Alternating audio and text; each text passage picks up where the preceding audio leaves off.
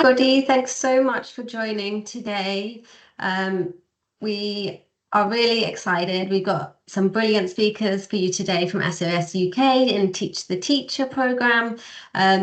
So today's Let's Go Zero webinar on teachers, hear the youth perspective on climate education. So we're really excited to have you all here today. There will be plenty of time for questions at the end, so please do pop it in the Q&A box or the chat box, and my colleagues will be sort of going through them, and we'll have a chaired Q&A session at the end. So I will make a quick start and just introduce the Let's Go Zero campaign to you all, what we've got going on, and then hand over to our brilliant speakers. So I'm Suzanne, the Let's Go Zero programme coordinator here at Ashton. And Let's Go Zero is a campaign calling on the government for all schools, colleges and nurseries to be zero carbon. We're calling on the government to offer more support, more guidance, more funding to support schools on their journey to decarbonise and improve biodiversity and improve their climate resilience of their school buildings. So we ask schools to sign up to declare their intent and ambition to get to zero carbon. Not to say that they're doing everything already or have all the answers. We do not expect that at all. We just ask for them to declare this ambition. So then when we go to government, when we talk to the Department for Education, we can prove that there is this demand from this movement for change is there. And we've got over 3,000 schools, colleges and nurseries signed up to the campaign across the UK, which is really exciting, but almost at the 3,200 mark, which will mean that it's 10% of schools across the UK that have signed up. So we're very, very excited about that. And we continue to ask schools, colleges and nurseries to sign up to prove that this movement for change isn't going anywhere. So at Let's Go Zero, we are actually a coalition of organisations. So I work for Ashton, who lead the campaign. We do all the front-facing work, but actually we're backed by a huge coalition of organisations, all of you can see on the slide here, all working together, producing resources, creating workshops, coming together to think about what's the next best thing that we can do to support schools.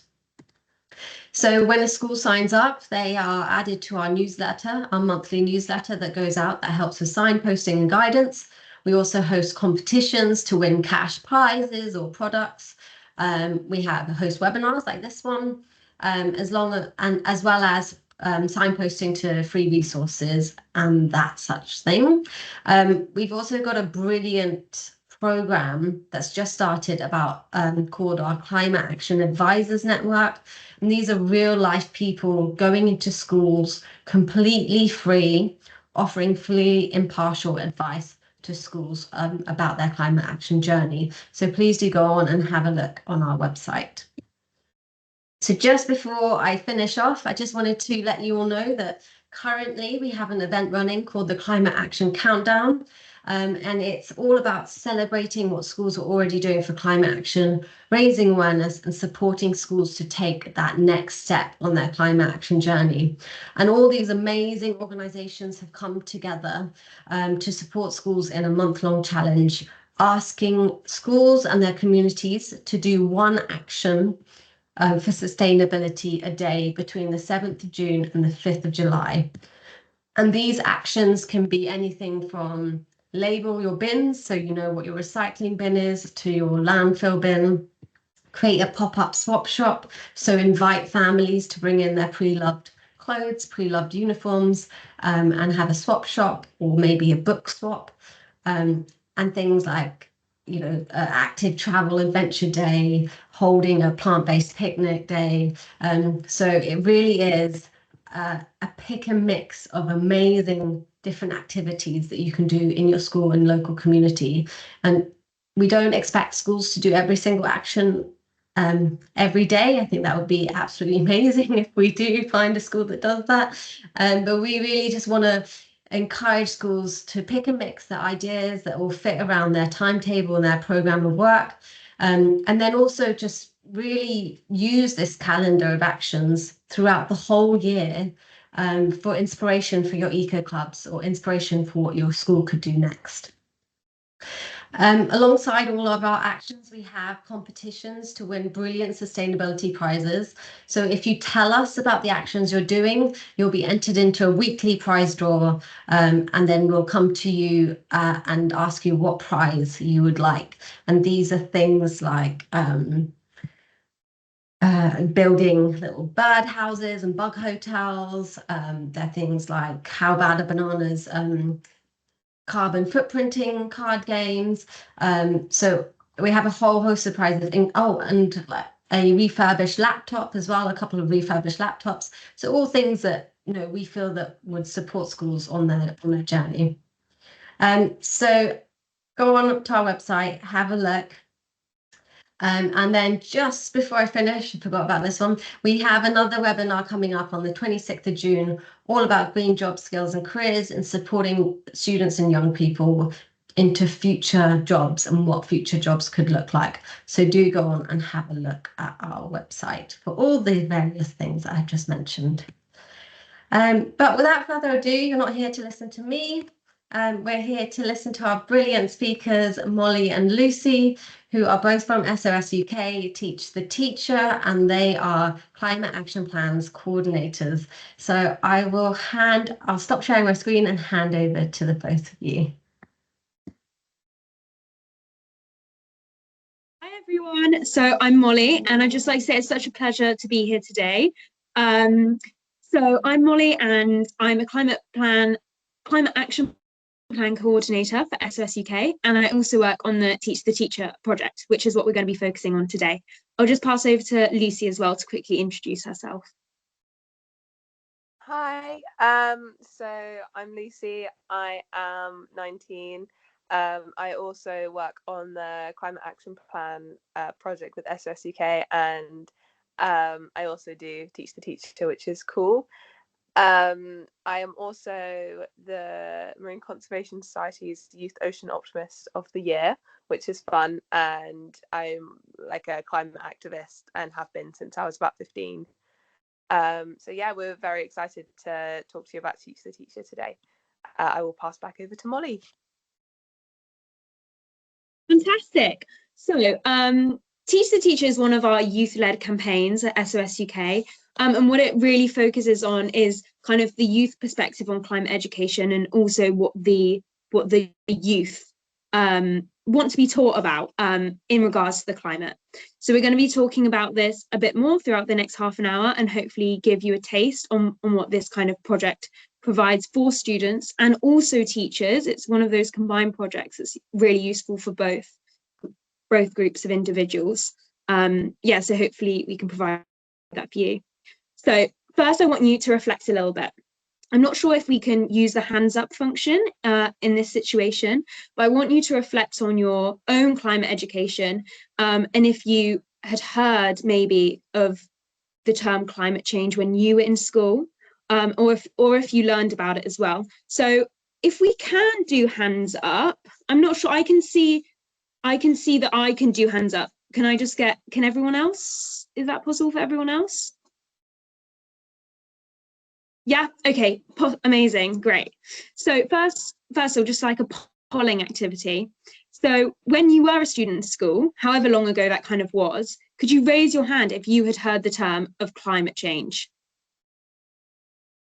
I'll give you guys a minute. Okay, so we've got a few that heard about climate change. And that's a good start, of course, depending on when you went to school. It's a good start to just even hear those key terms. But let's take it one step further. Hands up if you actually learned in some forum, in some way, about climate change in school.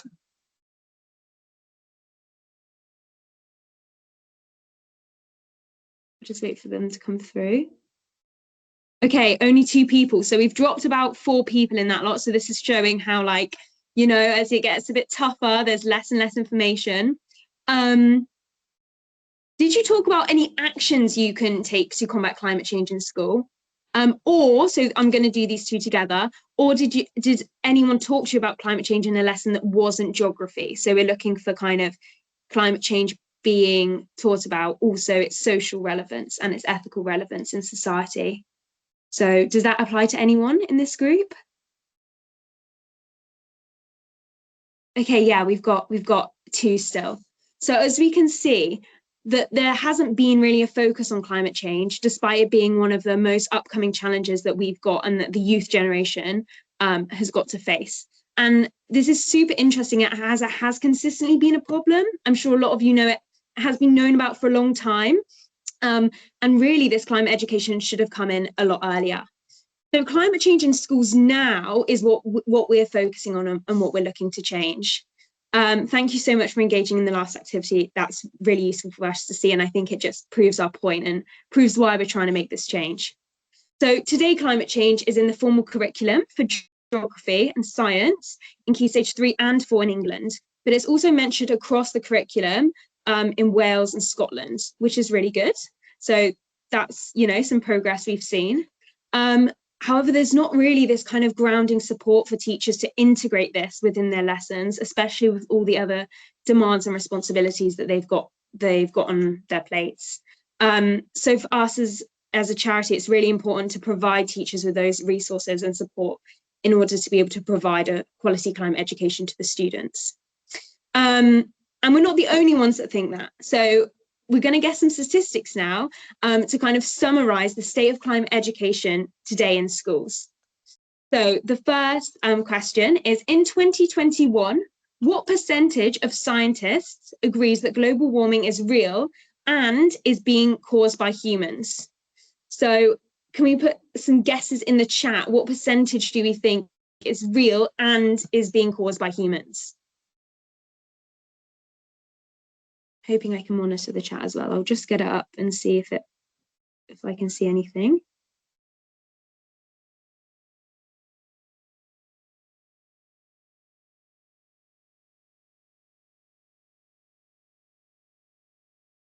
Okay, I can see. Okay, that's amazing. Okay, yeah, we got 99, 95.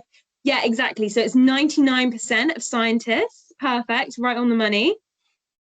The next one is, what percentage of young people admit to feeling sad or scared about climate change? And this number is according to research by the Woodland Trust. So what percentage of young people do we think are feeling pretty worried about the future of the world? Okay, we've got some very high numbers coming in. We've got 80%, we've got 60%, 50%. Okay, so quite a range. So it's actually a bit less. So this trust found that it was 33%. But I think there have been some more recent studies that have seen that it is a little bit higher. And it also actually really depends on the age group as well that you're looking at. Okay, so now big one, what's our demand? So what percentage of young people would like to learn about climate change in their school? We've got 75 from Maddie, 90, 60 from Richard. Thank you for that. 65. Okay, yeah, so it's 72. So we've got this massive demand there of really what the youth want to learn and what they think is really important in their future. Another thing about our demand, you know, do teachers feel that they can do this, that they can meet this demand and they can support their students in this crucial time where it's really needed? So what percentage of teachers do we think don't feel confidently trained to teach about climate education?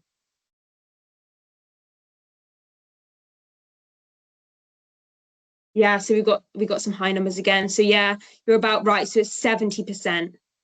70% of teachers don't feel confidently trained to teach about climate education. And this is where our work comes in to marry those two demands up and try and really facilitate climate education and integration in schools. So I'm going to pass on to Lucy for the next slide. Thank you, Molly. So this is where Teach the Teacher comes in. So our campaign has 3 aims. Also, if you see me looking over here, it's because I'm looking at my laptop because I've joined on my phone, so I'm not ignoring you. So our 3 aims are to raise awareness of the importance of climate education for all, to support students to build valuable green skills and see themselves as agents of change in their local community. And the third aim is to support teachers to understand the simple yet impactful changes that they can make to their teaching to integrate climate. So a little bit more information about Teach the Teacher. So we're a student-led campaign which started back in 2021, which is when a young person named Jodie was studying for their A-levels and realised that she wasn't being taught anything about climate change by her teachers, despite studying science subjects. So if she wasn't learning about climate, then there was no way for her peers studying non-science subjects. There's no way that her peers that are studying non-science subjects were learning about it either. So Jodie worked with staff and other students at SOS UK and their Teach the Future campaign to develop a presentation that she could use to teach her teachers about climate and the importance of climate education. And that's how Teach the Teacher was born. So since then, we've received funding from the OVO Foundation and the I Will Fund to help us deliver Teach the Teacher for free across schools across the UK. So far, we've supported over 100 students at just under. I'm not sure if that's meant to be 100. We've definitely supported over 100 students at just under 100 schools to deliver Teach the Teacher sessions with their teachers, reaching over 1,000 teachers to date. And we're always looking for more schools that we can support. So there's a lot to say about climate education and how Teach the Teacher works, but we thought the best way would be to show you. So over the next few slides, join us as we explore some of the slides typically delivered by young people to their teachers as a part of the Teach the Teacher session. So welcome to our mini Teach the Teacher session. So this session, as well as all of our other sessions that students are delivering to their teachers, are broken down into 4 main sections. So the first section is climate basics. So here we're saying that you don't need to be an expert on climate change. We don't need to be climate scientists to understand and take action, but there are some facts that it's just helpful to know and it's good to have a basic understanding. The next section is on climate justice. So this is where we talk about how not everyone is equally responsible for climate change, and some people are more vulnerable to the effects of climate than others. The third section is climate anxiety. So here, students get the opportunity to tell their teachers about how they feel about climate change and how their school can talk about climate in a way that won't cause bad mental health or anxiety. And the last one is climate education. So here we talk about the importance of climate education in the curriculum, and also it gives an opportunity to discuss maybe where climate can be integrated more into other subjects, for example, maths, English, MFL subjects, humanities, all of the subjects that studied in school, we're bound to be able to talk about climate and educate about climate in those. So the first section, like I said, was climate basics. So here, students will talk to their teachers about some of the basics of climate change, such as the difference between talking about climate and global warming, what 1.5 degrees refers to, what's causing climate change, and some real life examples of climate change in action today. So this helps build a picture of what climate change is at a basic level, and young people don't think that teachers need to know much more than this to be able to talk about climate change. As a part of this section, students also have the opportunity to quiz their teachers about the potential impacts of climate change if we don't take action today. And I think it will be fun to do that little quiz with you guys now. So if we use the chat feature for the last 3, I'll talk you through the top 4 to begin with. So I'll talk through the top 4 examples. So the first one is there is predicted to be no ice in the Arctic during summer at least once every 10 years at 2 degrees of warming. It's predicted that there'll be an 170% increase in flood risk at 2 degrees of warming. there is predicted to be 18% shrink in the world's economy in the next 30 years, and 8% of endangered species will become extinct due to climate change. And there are going to be hundreds more real life impacts. And this is the exact slide that we use in the Teach the Teacher onboardings, and the students will use when they do their Teach the Teacher presentation. So we've left the bottom three blank. So if we type in the chat what we think the answer is. So how many environmental refugees do you think we're expected to have globally if the Earth's temperature rises by 2 degrees? I'll give you a bit of a hint. So an environmental refugee is someone who has had to leave their home because of natural disasters or extreme climate events. And there are 20 million environmental refugees every day. And also many go unaccounted for. So if we write in the chat what we think.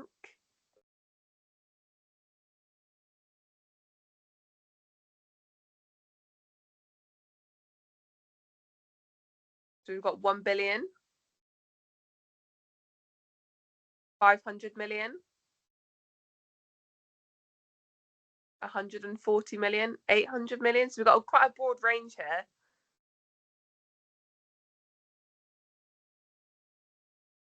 $1 billion. So the answer actually is it's 200 million. So there are predicted to be 200 million environmental refugees globally at 2 degrees of warming.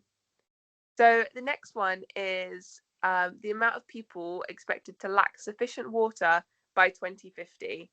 So lacking sufficient water means not having enough clean water to cook, clean and drink. And there will be 10 billion people on Earth by 2050. So how many do we think?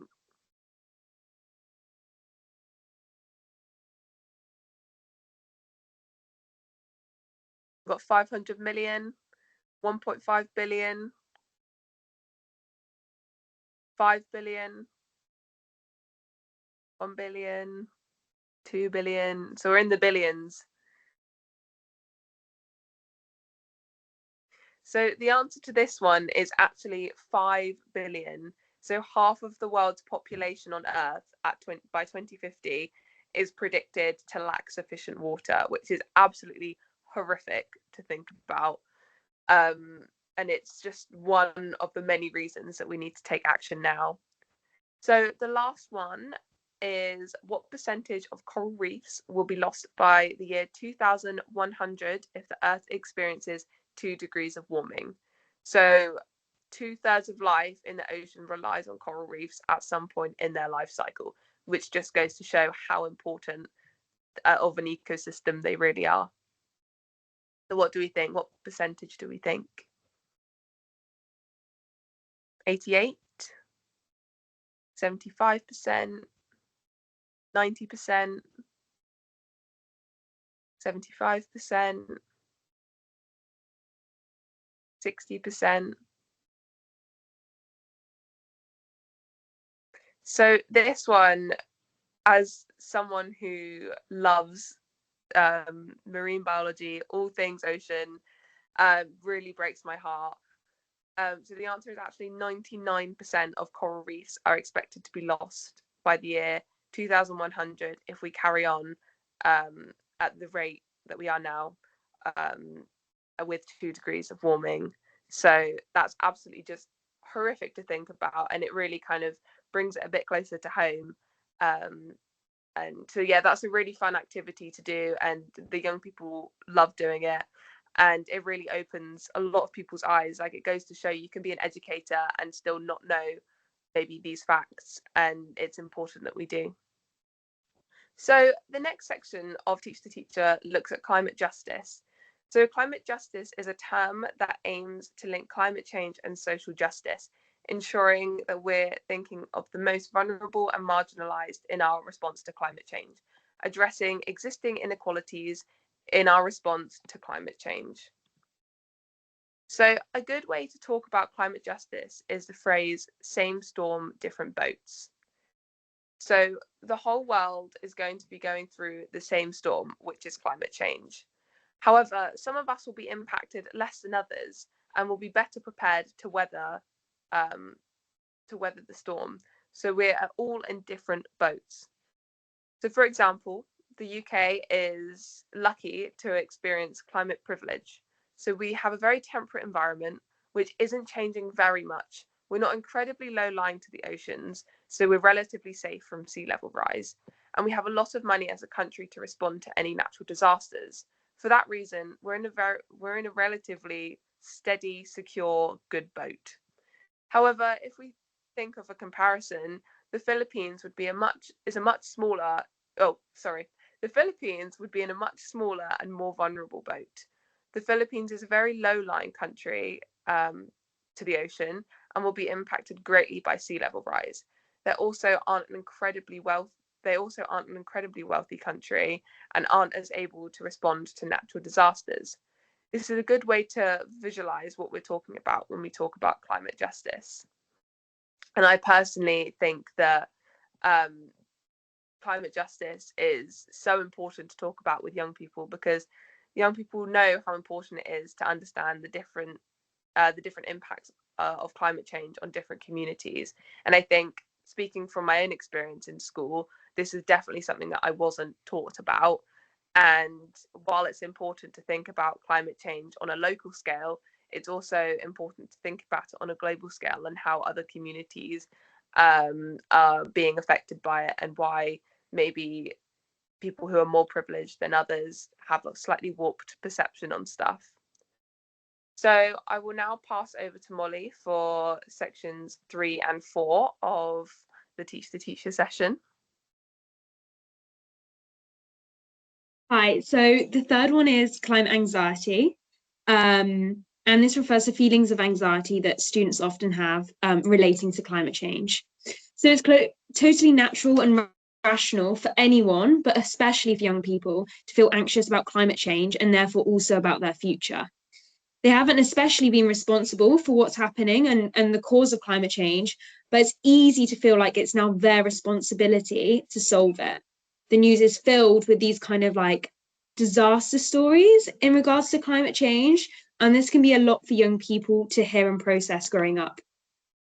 So this section is super important, because while it's really crucial that young people understand the climate crisis and the social and ethical intricacies, as Lucy referred to, that is related to the climate crisis, we never want to kind of paralyze students with this kind of overwhelming responsibility or anxiety in relation to these issues. And we instead want to promote young people to feel really powerful and that they can make own independent decisions in order to combat the climate crisis in their own lives. So I've just got a quote for you. So the thing about the climate crisis is that you can be overwhelmed by the complexity of the problem or fall in love with the creativity of the solutions. And that's really how we want to reframe the climate crisis in these sessions for the students, but also for the teachers, to make it, productive instead of paralyzing. So how can you and your schools help young people learn about climate change in a way that won't add to these feelings of anxiety? If anyone has any ideas, you can just pop them in the chat. I'll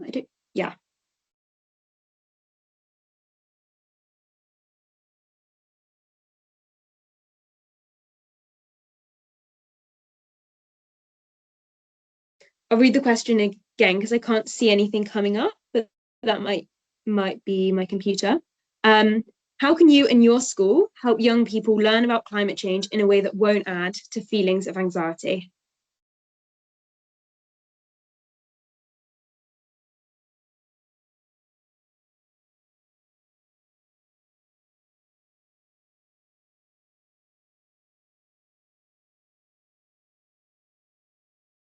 Okay, it's now coming through. That's wonderful. Okay, focus on solutions, get them to take action. Yeah, definitely focusing on what we can do and what we can't do, then what we can't do.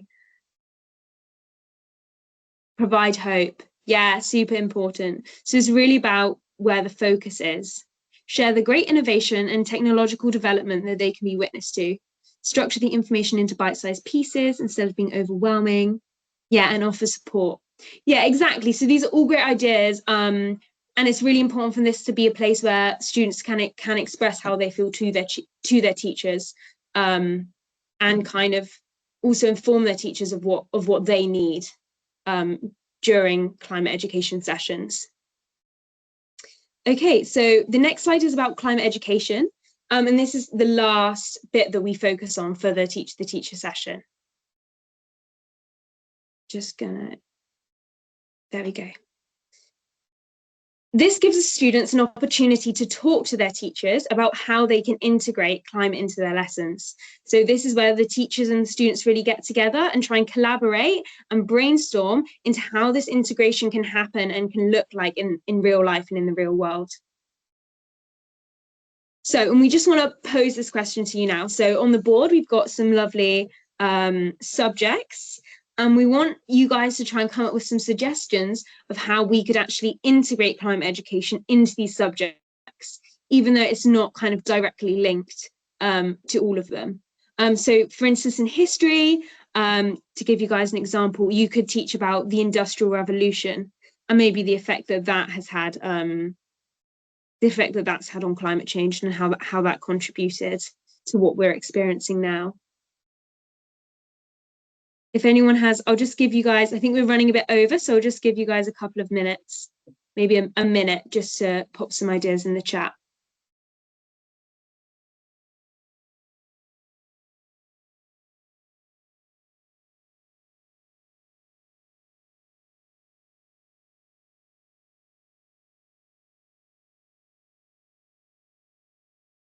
Yeah, English, write to companies regarding climate change, citizenship, the COP process, that's really lovely.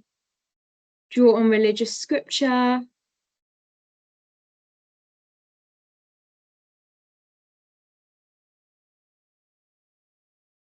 I can just see someone typing, so I'll just wait for it to come through. Psychology, how do communities' behavior change in different climates? Yeah, wonderful, exactly. So we can see that it's really important that we don't isolate this as a scientific issue, because in doing so, we don't come up with the breadth of solutions that's really needed in such a widespread issue that affects so many, that affects everything essentially. So this is why it's really important for this integration to happen cross curricular. Lucy, I'm going to pass back to you just to kind of give a nice summary of that teach the teacher process. Yeah, I will. Also, I'll just read out a couple of examples from the slide before. So RE, is it ethical or not to take action on climate change? Or we've got English, which is look at poems relating to nature, or like you said about writing about climate policy or writing to your MPs or anything like that. History, which is the links between climate change and the Industrial Revolution. Art, how to use art as a communication tool around climate change. Maths, analyzing rainfall and heat data. I don't know, maths papers always use so many different like data examples. Why can't we use these graphs that, I don't know, display carbon in the atmosphere or something like that? And MFL, learn climate related words and stuff like that. Anyway, I will quickly whiz through the process before we move on to a Q&A. So taking part in Teach the Teacher is really easy. Once you've signed up on the website, there's only 5 steps that you need to complete.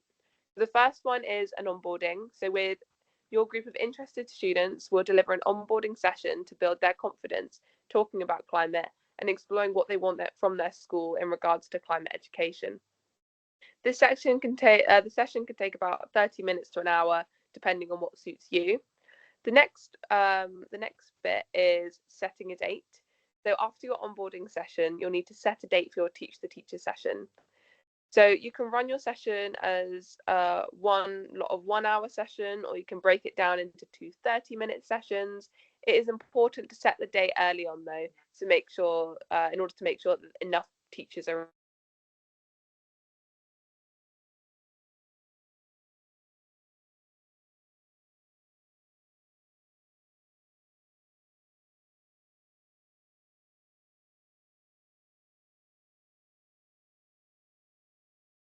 think we might have lost her briefly.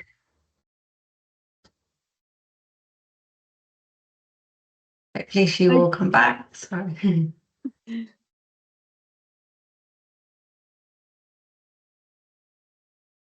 Bear with us, everyone. Normally it takes about 30 minutes and it will kick back into things again and Teams will catch up. Sorry.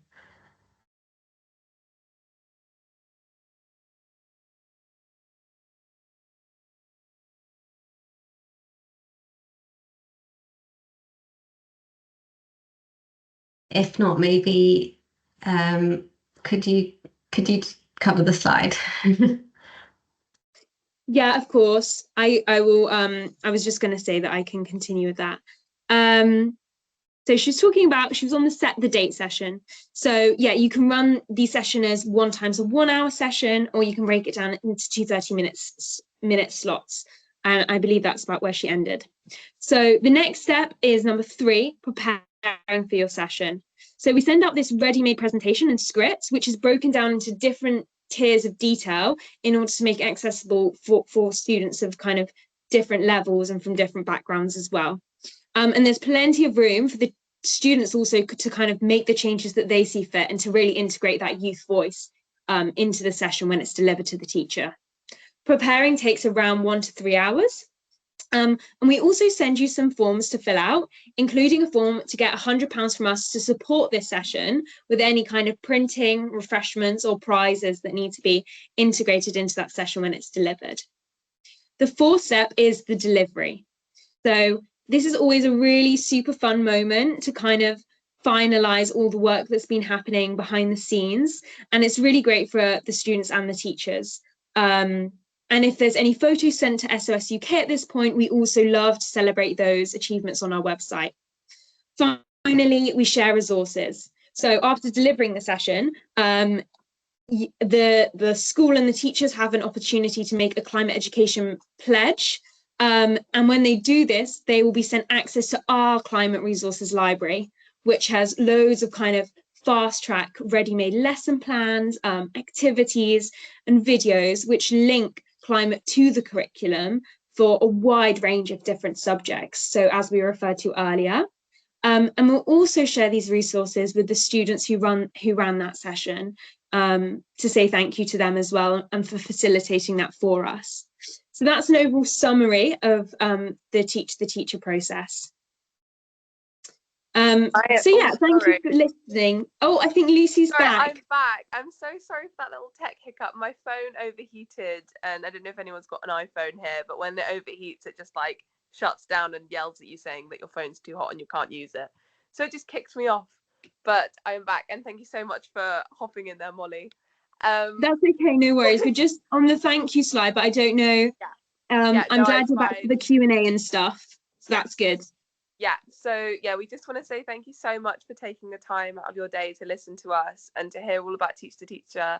Not to sound biased or anything, but I think it's an absolutely amazing organization, and it does such amazing work. And seeing all of the young people, I know overheating on a climate change topic, it's just you can't write this.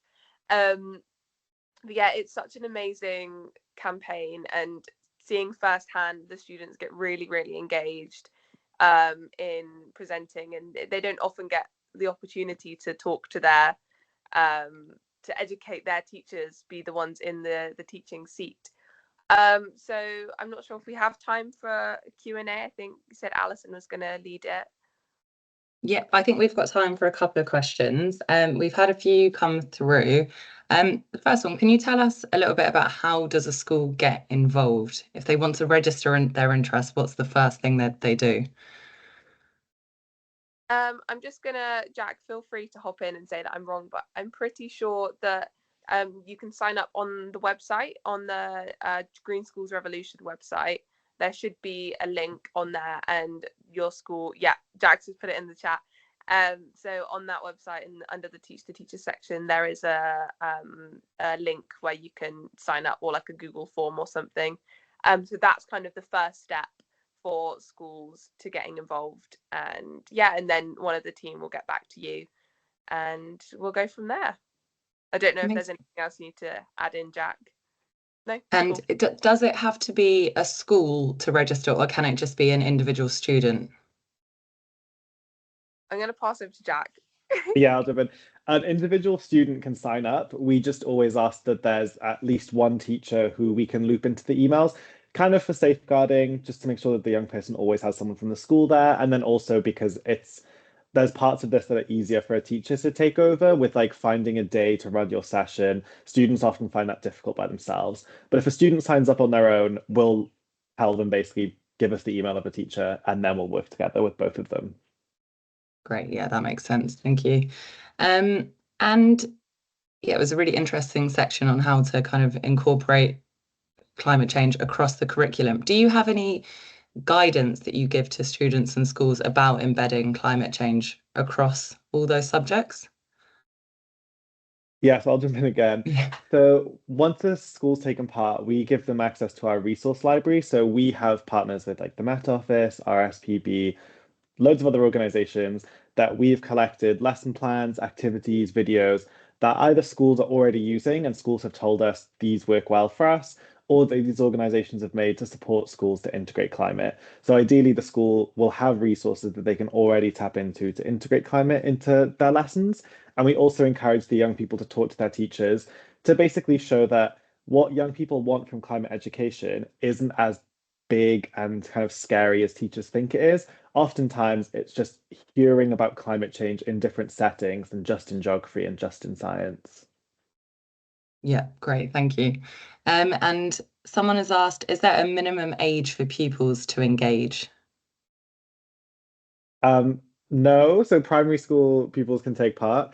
I guess we've not run with anyone younger than around year 4. And I think what we'd recommend is if you do run Teach Teacher in a primary school and you want to involve some of the younger year groups, our resources are appropriate at points for those younger year groups to deliver some of this to their teachers. But some of it we recommend doing it with like a group of year 2s, 4s, and 6s, so that some of the older students can take some of those more challenging topics and the younger students can deliver the like easier topics. Yeah, that's a good idea. And I've just had some lovely feedback about it being a great presentation and enjoy learning about the stats. And yeah, I think we are at time now, so I'm going to pass back to Suzanne, but thank you all so much. It was really, really interesting. Brilliant. Thanks, Alison. Yeah, we are at time. And I just want to say really, really big thank you to Molly and Lucy, because that was a brilliant presentation. I really enjoyed that, actually. It was so interactive and loved all the stats and found it really, really engaging. So if that's anything like what Teach Teachers like, then I would highly recommend everybody to go on and enroll and get students and young people involved in it. It was fantastic. So thank you so much for coming along and presenting to all of us about it. But I think that's it. So we're at time. So just a really big thank you to the audience for being so participatory and engaging with all the questions and answers. And if you do have any follow-up questions, please email the Let's Go Zero at ashton.org email address, and we'll be more than happy to answer your questions in later on via email. But yeah, just a big thank you to the audience, and really big thank you to Jack, Molly, and Lucy for coming along and taking part.